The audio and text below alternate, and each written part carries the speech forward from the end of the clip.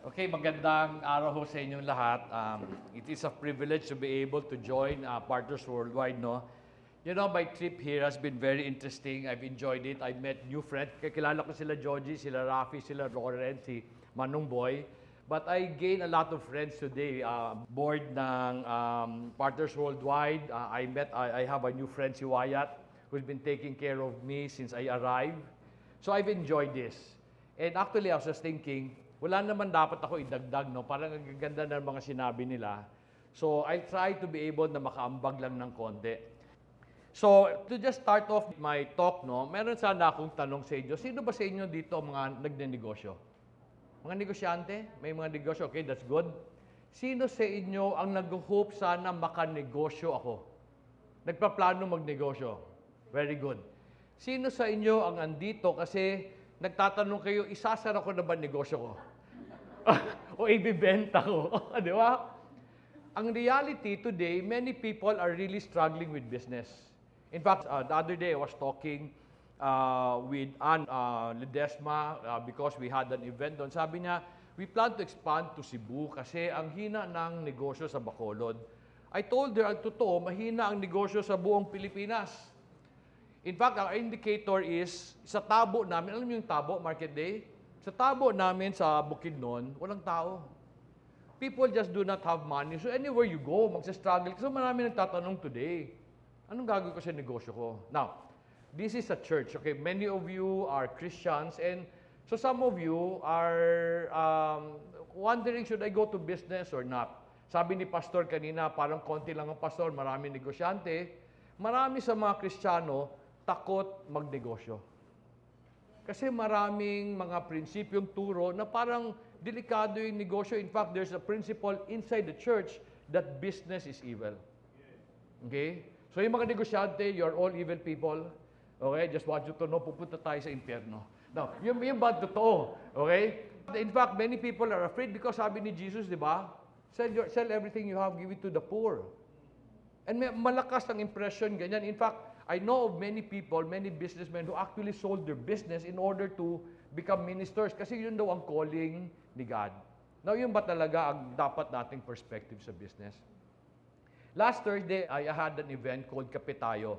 In that event, I wanted to tell businessmen, you need to put the Bible into your business. Ngayon, I'm talking to church people. Ang gusto ko naman gawin, baliktarin. I need church people to understand that business is not just a calling, it is a mandate. Now, medyo malalim doon. Mandate, kanina calling, ministry, ngayon it is a mandate. And I'd like to show you what I mean. Okay, I am not a pastor. Okay, but whenever I talk, people say, you are better than a pastor, mas marami ka alam sa Bible. Hindi ako mas marami alam sa Bible. Marami lang ako alam na Bible reference about business and it has blessed many people. But for you to appreciate what I will share with you, let me just give you a little background of myself. I am a farmer and entrepreneur from Bukidnon. I grow high-value crops like lettuce, kale, sugar beet. Now, we are not better than engineer. The only reason why we have that because our elevation does not allow us to grow the crops. Ang mga tanim namimilian ng lugar. However, we also grow pigs, sheep, goat, cows, chicken. So medyo ang tawag ko sa farming namin, biodiversified integrated farming. Ang model ko naman, the Garden of Eden. And I'll explain to you mamaya bakit ko ginawa yan. So we do that in Bukidnon today. However, I'm not really from Bukidnon. Dayo ako doon. When we arrived in 1998, wala kaming kamag-anak and wala kaming kaibigan. And pagdating ko sa Bukidnon, wala akong pera. So our first house was a 20-foot container van. Hindi pa uso ang mga van noon. Hindi pa uso. The only reason why ginawa naming bahay yan was because wala akong pera. I forfeited my retirement. I was working for HP. But somehow, in 1997, God placed a burden in my heart to leave the company. When that burden came, I really argued with God. Kasi in 1997, the Asian economy collapsed. And maraming kumpanya nagtatanggalan ng tao. And I was assistant country manager of one of their division. I was head of that division. So when I felt that struggle, sabi ko, God, Lord, ba't naman ako alis? Saan ako pupunta? But one thing led to another. I don't really have time to tell you the story. But one thing led to another that finally, I was forced to resign. Now, sinabi ko, nag-resign ako. So I forfeited my retirement. And so I had very little money when I left. Kaya 20-foot container van lang, we converted that into a house. Yan huli yung linagyan namin ng gamit namin pagpunta namin sa Bukidnon. In order to start a business, we were able to borrow money from the family of my wife to buy this farm. Some people would say, ang ganda. Hindi mo ganda yan. Puro kugon yan. Kugon is a symbol of desolation. Ang ibig sabihin, pag nakita ka ng kugon, walang ibang tutubo dyan. The only way to kill kugon is to improve the soil. Kugon cannot survive good soil. Okay, so yun yung lupa namin, barren. We were able to borrow enough money to be able to become a hog grower for Monterey. So contract grower kami. And I was very, very excited. Bakit? God told me to leave the corporate world to go and become a farmer. So siyempre, in-expect ko, siguro i-bless ako ni God. Di ba? And I really thought that I was a good entrepreneur kasi in HP, I was head of one of their division. So sabi ko, maybe I know enough. Siguro God believes that I am ready for my own business. However, when I started to do business, my first 4 years was extremely difficult. And hindi ko siya maintindihan. Yung prinsipyo that worked for me in HP was not working for me as an entrepreneur. Parati akong lugi, parati akong walang pera. And I would implement the principles I read in book and they were failing. In fact, struggle yun kasi para bang yung pera namin nauubos slowly. And in my desperation, I went to the Bible. Now, I teach today business from the Bible, or sometimes I share my perspective about principles in the Bible, but I'm not really a pastor. The only reason why I read the Bible was because I was desperate. Alam mo, every morning I would wake up scared. Alam mo, baka may mangyari na hindi ko masolve? And wala akong mapuntahan kasi wala akong kamag-anak and kaibigan. I don't know if you've ever felt that feeling, yung ang sama ng feeling kasi wala akong matakbuhan. So every morning I would wake up that way. So I decided to read the Bible in the morning and in the evening. Wala kaming TV, wala kaming dyaryo sa bundok. Okay?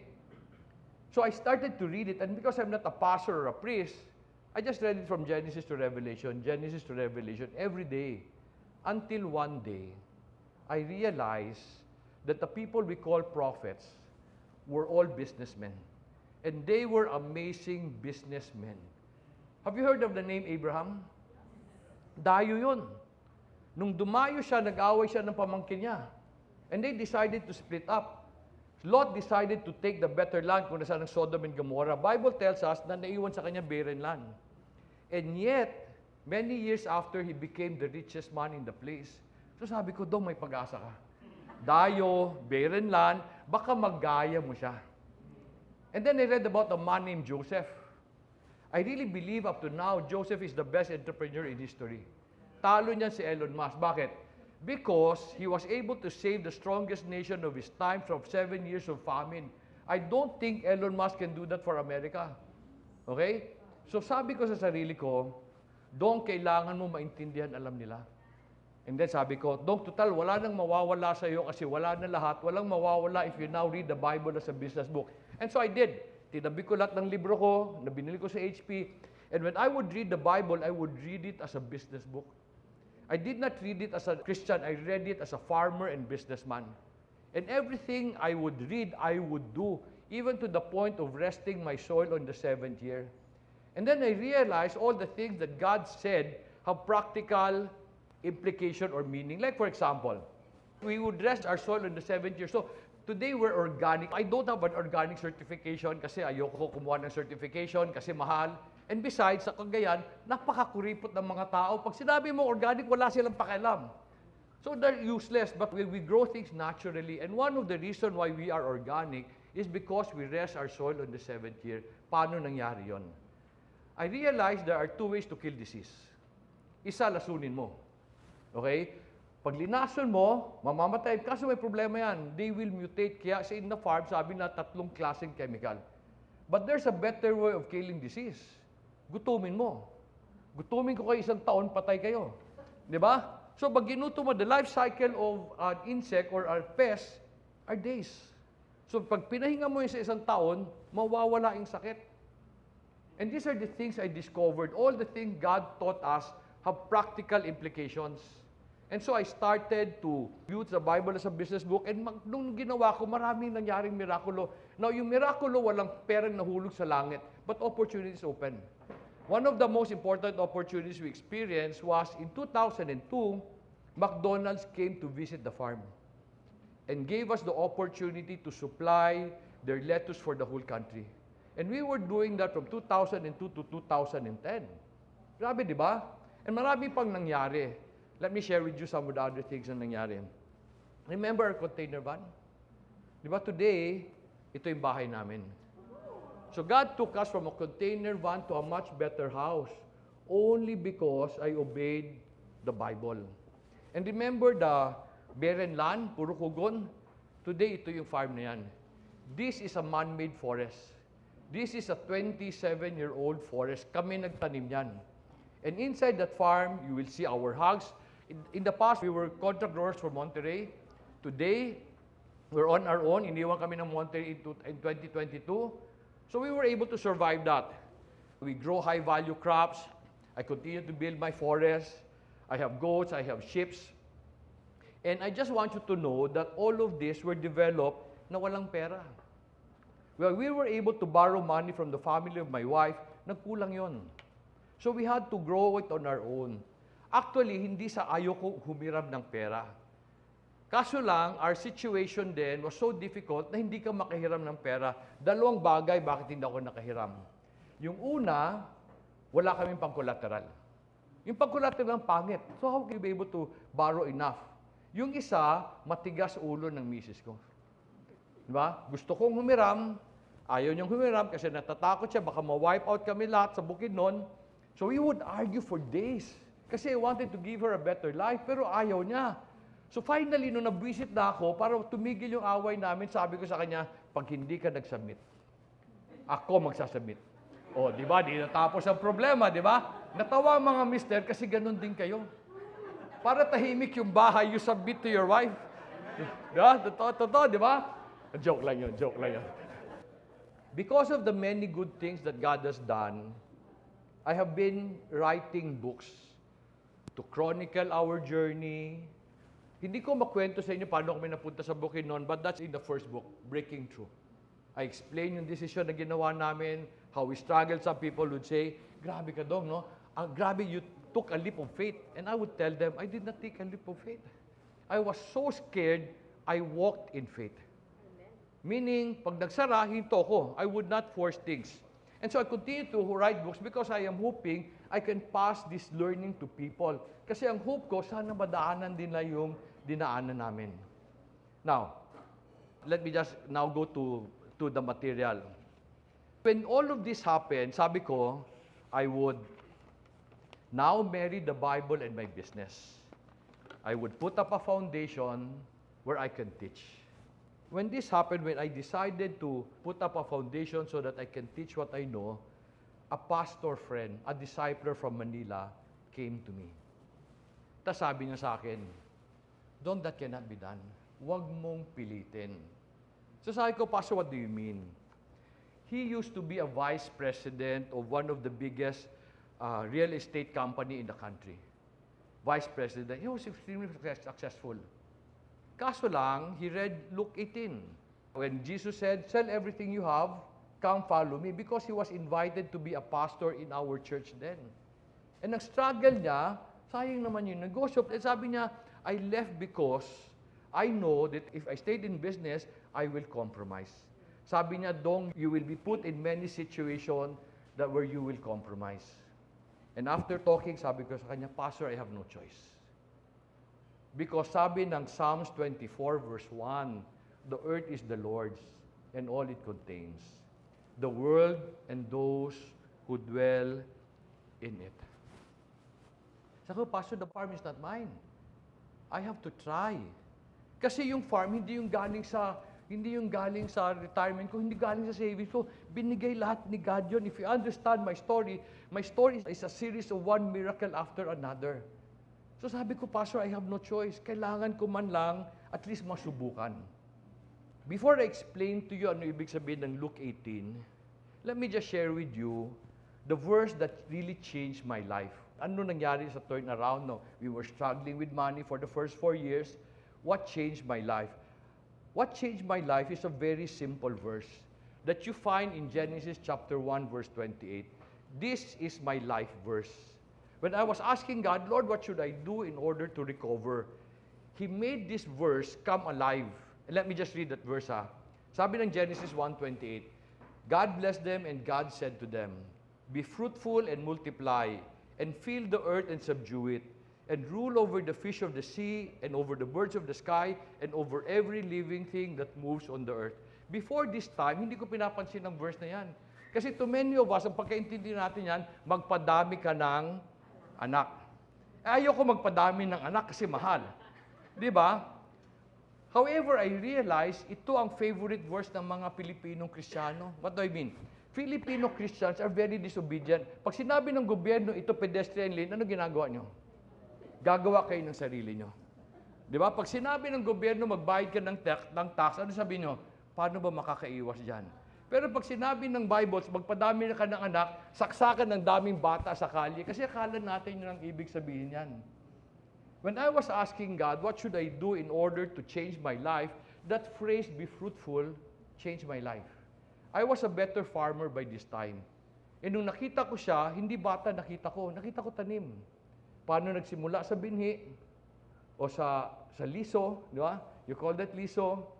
Lumaki, and then namunga. I realized that in Genesis 1:28, God was giving us the model for life and our purpose. Si Our Love, ang title nito is Business to Flourish, di ba? You call it flourishing, I call it fruitfulness. It's the same concept. However, in order for us to become fruitful, we need to understand the ways of the plant. Let me just share with you a short lesson about the plants. The plant's life starts from a simple seed. The seed decides kung saan siya itatanim, kung paano siya papalakin. The seed decides kung ano ang bunga niyan. From that start, do you know that from a small seed, you can expect it to become fruitful? However, it does not become fruitful on its own. Hindi siya biglang na magiging fruitful. Kailangan siya dumaan sa tamang proseso. Kanina we've talked about profit. Sabi ng mga pastor, do not do business just to profit. The reason why many businesses fail is because they do business to profit. Now, bakit sila nag-fail? You have to understand that fruits are just natural byproduct of healthy plants. Pag healthy yung plant, natural na mumumunga siya. The reason why I struggled in the first 4 years was because I wanted to profit. Profit is a natural byproduct of creating a good business. So ang focus dapat na sa negosyo, hindi sa profit. It is just a reward. Unfortunately, to many people today, nakafocus na sa dulo, hindi sa proseso. Today, hindi ako nag-iisip ng kita. Hindi ko talaga. Hindi ako nag-iisip ng profit eh. Kasi alam ko, kung tama patakbo ko, kikita yan. Gaano kaglaki ang kita? Depende sa pagpatakbo ko. You understand? So it is in the growing that decides the profit. Now, gusto ni God, fruitful ka. Now, ano ibig sabihin ng fruitful? To be fruitful is to have more than enough for yourself so that you can be a blessing to others. And so I've heard this phrase the whole day, di ba? I am blessed in order to be a blessing. It is God's design for us. That was the plan. Pero ang tanong, marami ba sa atin ang blessing? Mayroon, pero marami sa atin nagsa-struggle. Ayun ang totoo. Gusto nating maging blessing, pero hirap talaga tayo maging blessing. Minsan in the church, we call that sacrificial giving. Tapos, alam mo ba, someone asked me, Doc, does that mean you don't do sacrificial giving? Nahiya ako. Kasi hindi talaga ako nagsa-sacrificial giving. So there was this doctor who asked me, Doc, hindi ka nagsa-sacrificial giving? So pinag-isipan ko ng 1 linggo. Tapos binilikan ko siya, sabi niya, Doctor, I don't do sacrificial giving. Kasi whatever I have is not mine. Whenever I give, sobra yun. Kasi kay God pa rin yun. Maski ubusin ako ni God today, Kanya pa rin yun. Pero because I have a God, tomorrow papalitan niya yun. So I don't do givings para ma-bless. I give kasi na-bless na ako. That is the concept of fruitfulness. Wala akong planong yumaman. Kala nyo, noble ako. Hindi talaga. Wala akong planong yumaman. Ang gusto ko maging fruitful. Ang to be fruitful means I have more than enough for myself and then I start to bless other people. Di ba ang hirap maging blessing, tas ikaw gutom? Di ba yung anak mo hindi kumakain? Ang gusto ni God, what kind of life is that you can give, pero may nagutom sa pamilya mo? Hindi ho yun ang plano.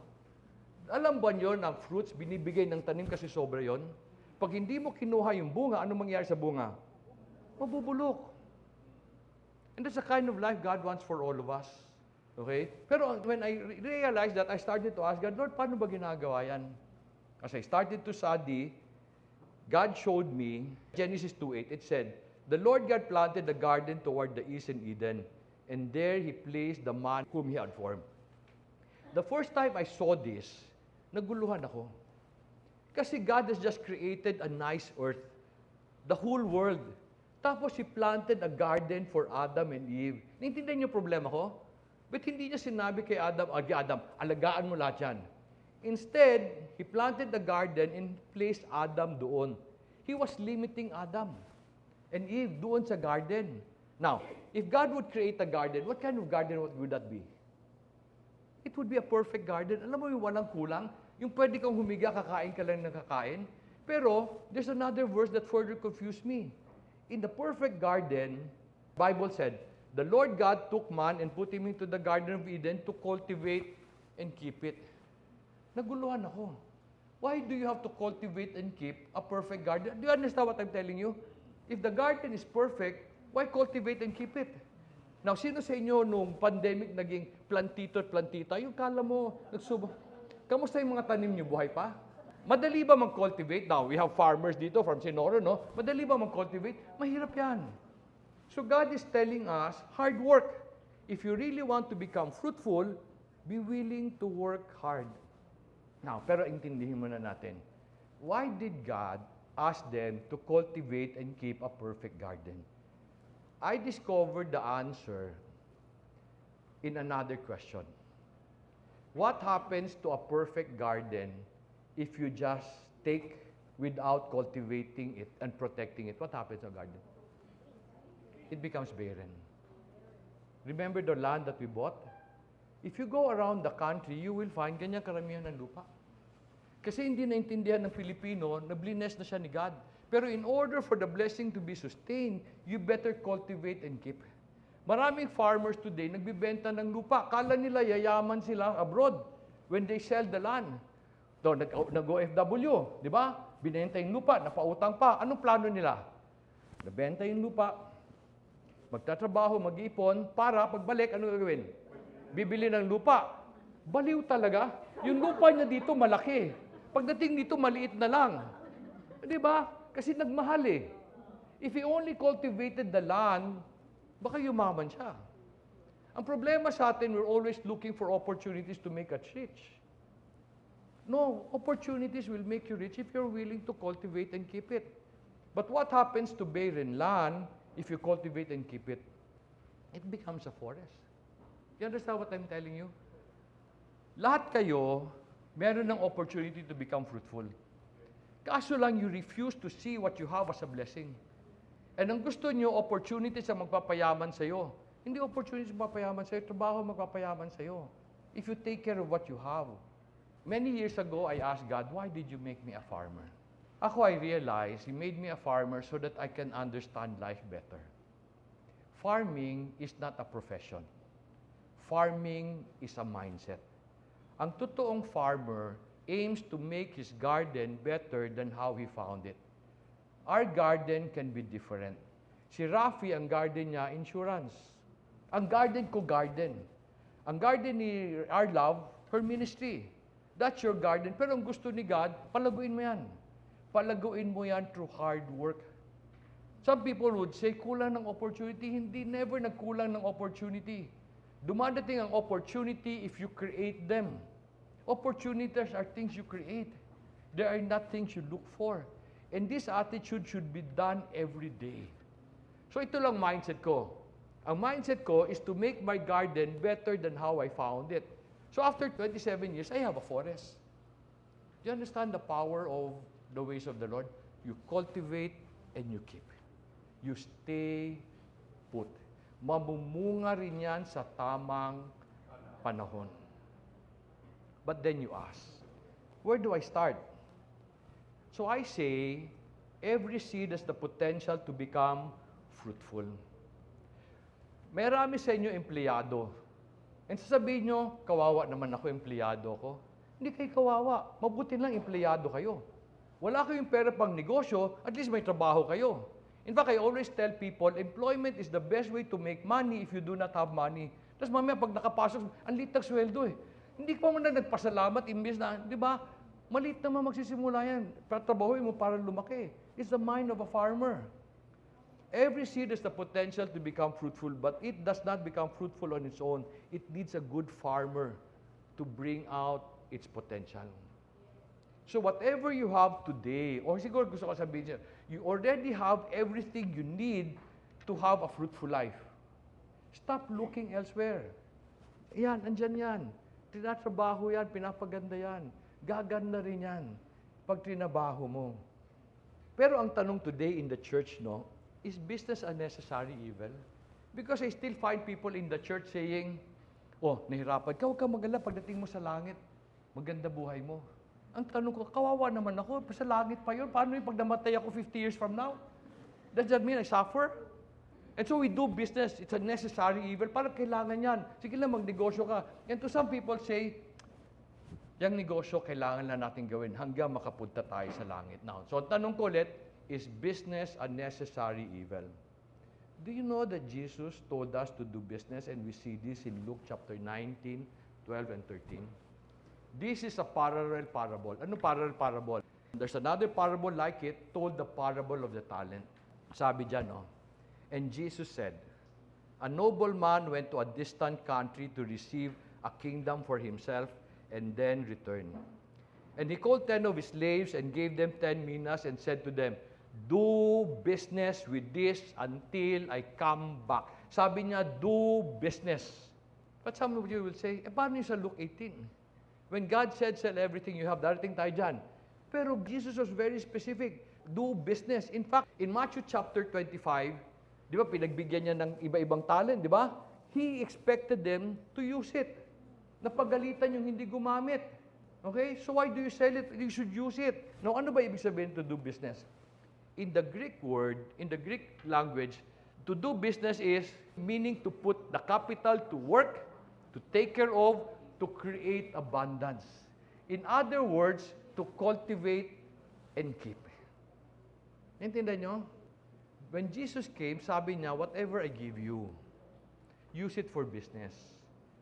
Cultivate it, keep it, grow it, until you have abundance. Kaya nga sabi niya, di ba, the thief comes to steal, kill, and destroy. I came that you might have life and have it abundantly. Some people would say, hindi lang naman pera yan eh. Totoo. Pero kasama dapat ang pera. Can you be abundant pagkatas wala kang pera? Di ba, when God would bless, He blessed completely. Now, pag-usapan natin, paano yung pinag-usapan nila nung sa rich young ruler? Alam niyo yan? Luke 18. Verse 18 says, a ruler questioned him, saying, good teacher, what shall I do to inherit eternal life? Then Jesus answered, why do you call me good? No one is good except God alone. You know the commandment, do not commit adultery, do not murder, do not steal, do not bear false witness, honor your father and mother. There were two requirements. The first requirement, keep the commandment. However, sabi nung rich young man, all this I have kept from my youth. So ito na yung controversial na verse Jesus said. When Jesus heard this, He said to him, one thing you still lack. Sell your possession and distribute it to the poor, and you shall have treasures in heaven, and come follow me. So some people took it literally, that they actually sold everything they have in order to become pastors or priests. There's nothing wrong with that. I want you to know there's nothing wrong with that. However, I have a problem with that principle. Let me explain to you the principle. Kasi you want to be a blessing to the poor, di ba? Gusto natin, di ba, to be a blessing to the poor. So, ang ito tanong ko, if I sell everything I have, how many times will I bless the poor? How many times? And then, anong mangyayari sa akin? I now become poor. Di ba, iba naman magbibenta. Pag ginawa natin ito, lahat tayo poor. Di ba? If I sell everything I have, who will provide for me? Pero ito ang mas importante kong tanong. How can I sell something I do not own? You understand what I'm telling you? How can I sell something I do not own? The business is the Lord's. And gusto niya, pinagkatiwala niya sa akin yun, sabi niya, don't use this capital to be a blessing to others. If I sell it, how can I be a blessing to the poor? Are you following me? Di ba make sense, di ba? Pero supposing one day, in a dream, or siguro dumating si God physically, sabi niya, Dong, benta mo yan. What will I do? What will I do pag sabihin ni God, benta mo yan? Ibibenta ko yan. But I will claim what He told Peter. Let me explain, ha? Nung umalis na yung rich young man, Peter came to him. Sabi niya, Peter said, Behold, we have left our own homes and followed you. Then sabi ni Jesus, and He said to them, Truly I say to you, there is no one who has left house or wife or brother or parents or children for the sake of the kingdom of God who will not receive many times as much. Kailan daw? Kailan yun? And yet we say the good life is in heaven. Ang promise kay Peter, who will not receive many times as much as this time and at the age to come, eternal life. You see, the gospel is not about going to heaven. The gospel is about living a good life today. Bakit? Because God wants us to be a blessing. If business is an option, it's a necessary evil. Lungkot, no? Today in the church, the gospel is this. Huwag ka mag-alala. When you go to heaven, you will have a good life. But for the meantime, parang ganito yun, no? Sabihin ko sa inyo, meron akong good news. Joji, may good news ako. Nanalo ka ng 50 million sa loto. Is that good news? Pero sabi ko si Joji, but you can only spend it 50 years from now. Is that good news? Wala mo ko sinabing hindi ka mamamatay. Kasi pwede ka pa mamamatay. Good news must be today. I enjoy it today. So, pag sinabi ni God sa akin, sell everything you have, you know, I tell God, sige Lord, benta natin. Pero Lord, pwede ba bigyan mo ako ng mas maganda? Do you know I have been praying for that? Lord, benta natin yung farm. Gusto ko yung negosyo ni Rafi. O gusto ko yung negosyo niya kasi mukhang mas maganda. Pero ito binigay niya. Yan na ito binigay niya. Okay? So, I cannot sell it. Because ito yung binigay niya. This is the seed that I have. So let me go back to that controversial phrase. Sabi in Luke 18:22, and when Jesus heard this, He said to him, one thing you still lack. Come, follow me. The main commandment is not to sell everything you have. You sell everything you have if what you have will prevent you from following me. And so, the rich young man left. But when he had heard these things, he became very sad. Why? He was extremely rich. Who was extremely rich? Sino daw? Oh, ulitin natin. Who was extremely rich? No, mali ang sagot nyo eh. Who was extremely rich? Si God. He doesn't own it. Kaso he thought he owns it, so now he will not follow. Di ba, if you own something and God said, gawin mo to, Lord, akin to eh. Di ba, God told me to rest the soil. Sabi ng ibang tao, then you rested your soil for 1 year, wala kang kita. I could argue with God. Or I can say, sige Lord, sa'yo to eh. You understand what I'm telling you? God was telling him, if your riches will prevent you from following me, benta mo yan. Pero, if you will follow me, I'll give you more at this time. So how has this concept changed my life? In the past, pag may kita ako, ito gagawin ko. Pag may pera ako, sabihin ko, Dong, pinaghirapan mo yan. So how do you want to spend it? In the first 4 years, when I was struggling, I did not waste money. But I would not consult the Lord. I would spend it the way I thought best. Di ba? Gusto ko lumaki. So I would take a lot of risk. I said in Kape Tayo, ang problema niyang concept, the greater the risk, the greater the gain. Narinig niyo yun? Tapos ginagaya niyo, di ba? The greater the risk, the greater the gain. Hindi niyo kinumpleto yung prinsipyo. The greater the chances of losing your money. So I would take great risks. The reason I lost money was because I took great risks. Eh sabi ni God, rest the soil. Umamaya, wala na kaming, one of our biggest savings sa farm, wala nagsispray. Wala kami zero spray, zero chemical. Di ba labor yun? Di rest ko, di nawala ng cost. Di ba God said so eh? So whenever I have money, ang tanong ko kay God ngayon, Lord, pera mo to. Anong gusto mong gawin ko sa pera mo? And that's the reason why I spend time with God every morning. Every morning, I would talk to God, waiting for instruction. Kasi Lord, pera mo to. Anong gusto mong gawin ko? So today, tama no, some of you will say, the Lord is my partner, and that's not wrong. But ang totoo, He's not our partner. He's owner. I am steward. Pag happy siya sa steward, what will He do? He will give him a better house, hindi na container van. Di ba? Pag happy siya sa steward. Pag hindi siya happy sa steward, siguro container van pa rin. Life is about being a good steward of the Lord. Now, as I end lang, I need you to realize something very, very important. Many people do not consider Genesis 1:28 as an important verse. To me, it is. Because it was the first instruction God gave. Ang unang instruction ng leader is always important because in the first instruction, he tells him kung anong gusto kong gawin mo. Do you know that this is called the creation mandate? That when He created us, ito gusto niya. In fact, if you look at the Bible, sinasabi niya many times. Okay? I came that you might have life and have it abundantly. I want you to be fruitful. He called Abraham to be a blessing to all the nations. Inulit-ulit niyan, I want you to be fruitful. That is the creation mandate. Do you know that this is connected? That in order to become fruitful, balik ako sa Genesis 2:15, sabi niya, in order to be fruitful, you cultivate and keep. Because we have not been following this. Ang gulo-gulo ng mundo. Children or mga young adults, pag ayos sa trabaho, ayos sa boss, alis. Okay? Nag-pray sila, Lord, give me a good job. Pagdating sa trabaho, maganda yung trabaho, pero visit ang boss. Sabi niya, Lord, sabi ko magandang trabaho, hindi visit na boss. Kasama yun doon. Di ba? Okay? Because God will not give you a boss you want. God will give you a boss you need. Ano ibig sabihin? Kaya ka napagalitan kasi may problema at sumalis ka. Akala mo, paglipat mo, matinong boss bibigay ni God sa'yo? Kasama yun. And you don't want to stay put. So mamaya, napapahama ka.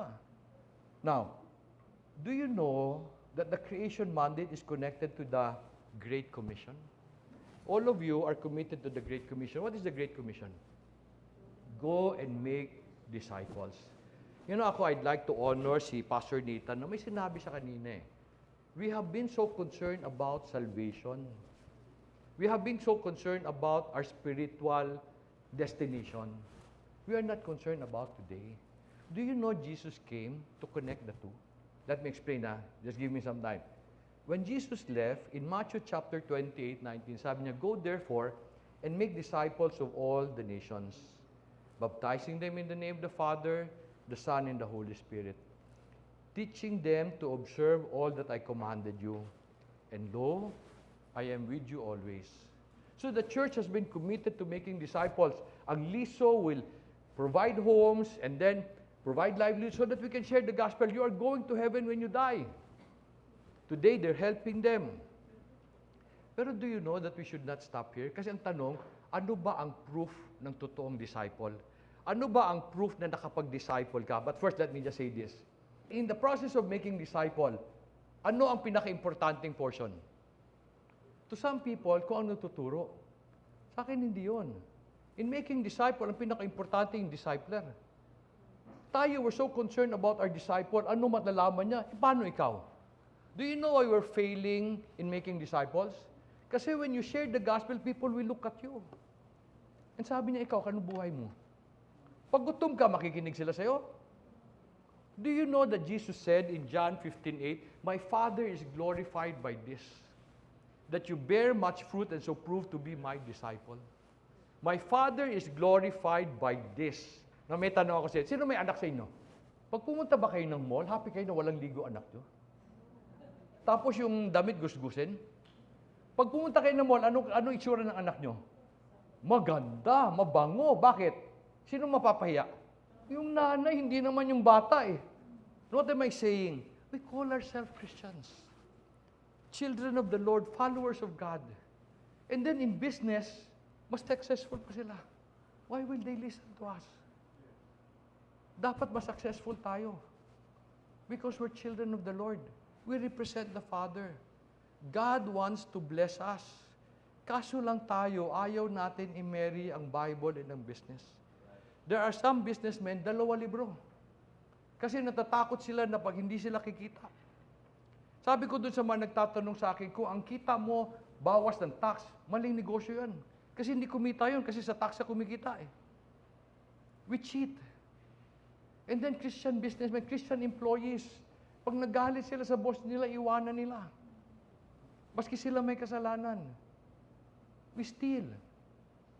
And then mahirap tayo. Di ba, how can we give glory to God? Is that the kind of life God wants for you? Of course not. Kaso lang, hindi ka niya mabless pag hindi ka obedient. How do we make disciples? Sabi ng Matthew 28:8-20, we teach them to observe all that I command you, and lo, I will be with you always to the end of the age. How do you teach them what the Lord commanded you? You don't teach them by words. You teach them by showing your life. Kaya nung tinawagan ako ni Arlav, I was excited I can explain this to people. Kasi when you talk, when you share something to people, they will immediately look at you. Ikaw. So what kind of life are you living? What testimony are you sharing? Huwag sana magalit ang mga pastor, ha? Pero ang mga pastor, puro teaching. Ano application? Diba sabi niya, teach them to observe all I command. How do you teach them? Do you teach them one-on-one? Or do you teach them by your life? Dapat nakikita nila na okay ka. Yesterday, I had a conversation with my new friends. Now, I was telling them, I'm an ordinary person. Wala akong MBA, hindi ako naging GM ng HP, hindi ako scholar, I'm an ordinary person. Pero God blessed me. Why did God bless me? So that I can show people na hindi akin to, sa Kanya to. When I obeyed, He blessed. So today, this is my testimony. I have found a better way of living life and doing business. You will not see it from my credential, you will see it in our farm. The proof. Now, why is this important? I realize one of the reasons why Jesus came is because He was restoring us to our mandate. To go back to the very beginning. To make all of us fruitful. To do something that He told the Jews in Deuteronomy chapter 4, verse 5, and it reads, See, I have taught you statutes and judgment, just as the Lord my God commanded me, that you should do thus in the land where you are entering to possess. So keep them, for that is your wisdom and your understanding in the sight of the people who will hear all these statutes and say, Surely, this great nation is a wise and understanding people. For what great nation is there that has a God so near to it as is the Lord our God whenever we call on Him? Look at verse 8. Or what great nation is there that has statutes and judgment as righteous as this whole law which I am setting before you today? The Lord asks us to teach other people. Now, para lang ba yan sa mga pastor at saka pare? There were no pastors and priests then. Levites lang yon. So some of you will say, ang Levites hindi nagtatrabaho. No. Levites did not have inheritance. But Levites were given land to till because nagre-retire sila by 55. How will they sustain themselves? They sustain themselves by the land given to them. Nagtatrabaho ang Levites. All of us should become businessmen. It is not just a calling, it's a mandate. Bakit? It's a mandate because He wants all of us to be a blessing. I have seen pastors whose family are struggling. Pero blessing sila sa community, hindi pwede yun. Kasi titignan din yung mga anak. Kasama lahat. We should be a blessing in every fold. The greatest instruction of Jesus. Well, there's a greatest command, ba? What's the greatest command? To love God and love others. There is a great instruction. The great instruction of Jesus is simple. Come, follow me. In whatever you do, and wherever you go, come, follow me. Simple lang yun. Gayahin mo siya, Whatever He tells you, gawin mo. Even today, I do even if it hurts me. Gagawin ko yan, Lord. Because yun ang instruction niya. And oftentimes, God would put us in painful situations for two reasons. To attract the world to you. Kasi nagsistruggle ka, titingnan ng mundo, ano ang ginagawa ni God. So that He can use you to show His glory. So even yung masakit na experience, ginagamit niya yun. Sasadyain niya yun. Like for example, si Job. Who caused the pain of Job? Si God. Not Satan. Because Satan was not able to touch Job until God said so. It was God. So, one time I was telling in a podcast, sabi ko, Satan is not my enemy. May nagalit sa akin. Bakit ko raw hindi gagawing enemy si God? Bakit daw friend ba raw kami? Sabi ko, hindi ko friends, hindi ko siya kilala eh. Pero you have to understand na Satan can only do something that God allows him. So, ang problema ko si God. When God sends me a painful experience, there must be a reason. And Satan has no part in that. Kami ni God yan. And whatever that may be, I come, follow Him. And then, when I do that, He glorifies Himself through His children. How? By the fruit that we bear. Tama, no? Hindi lang yung yaman. Pero kasama dapat yun. Di ba, kumpleto, di ba? How can God be a blessing to you, tas ikaw masaya ka, pero gutom? Dapat lahat. The only reason why we do not have abundance is because we have been choosing what to obey. Ito pwede, ito hindi. Ako, I obey everything. Now, anyway, let me explain my books. The second book I wrote is Keeper of His Garden. The reason I wrote that was one morning I was telling God, you notice my principles are a bit different. And I was telling Him, Lord, ba't mo tinuro to sa akin? Ba't hindi sa kanila? And I felt that morning God was telling me, Dong, these are not for you to keep. These are for you to share. So one of my dream is sana lahat ng Pilipino mabasa libro ko. Not because of the money we will earn, but because gusto ko madaanan nila lahat ng dinaanan namin. I was telling si Arlove, no, I can teach you how to make money without money. Kasi seed eh. Di ba? We can make a lot of money without money. We already have everything. And I explained that in Keeper. Creating wealth and managing finances naman, I wrote that because in the investment world ni Rarafi, puro lang invest. Ang tanong ko, anong invest mo pag wala kang savings? Pero anong savings mo pag hindi ka nagtrabaho? I wish everybody has money to invest. Pero kailangan muna natin magtrabaho, gumawa ng pera. And I really believe the only way to make money is to work hard. Do business. And then last year, I published 2 books. I wrote this because I continue to struggle as I watch the internet. Ang daming business guru. Mali tinuturo, naawa ako sa kanila. So I wrote the book, Entrepreneur's Journey to Fruitfulness. Ang hope ko, sana matulungan ko man lang kayo. In that book, I also said, employees are entrepreneurs. Employment is the best way to make money if you do not have money. Di ba? Wala kang pera, di magtrabaho ka. And employment is the best training ground for entrepreneurship. Pumunta ka sa eskwela, tinuruan ka ng teacher sa BS Entrepreneurship. May negosyo yung wala. Pag nag-empleyado ka, tinuruan ka ng boss mo. Binayaran ka pa. Many of you do not appreciate employment. It's a very powerful tool. So in my book, the entrepreneurs, I said everybody is an entrepreneur. Can a pastor be an entrepreneur? Si Paul nga, entrepreneur. Si Peter nga, fisherman. All of us can be entrepreneurs because that is our mandate, to be fruitful. The greatest salesman I know does not sell. This is a story of a true person. The reason I wrote that, kasi hindi ka pwede magnegosyo pag hindi ka marunong magbenta. Pero this book is not about selling, presenting. It's the softer side of selling relationship. Pastor talk about relationship. I really believe people do not buy products. They buy solutions. They buy from friends, people they trust. So, maski anong ganda ng produkto mo, basta masama ugali mo, walang bibili sa'yo. So, that's the reason I believe. Now, I want to bless you, okay? What I did is, if you buy all of them, the 4 books will be worth 1,800. Breaking Through will be free. I hope I can pass on everything the Lord has taught me. I am here to just wanting to be a blessing to you. Now, I am here not because I want to be a blessing lang, because God has blessed me already. Ang hope ko that I become a blessing to the world. Maraming salamat to sa iyo for patiently listening sa akin. Sana may naambag ako sa inyo.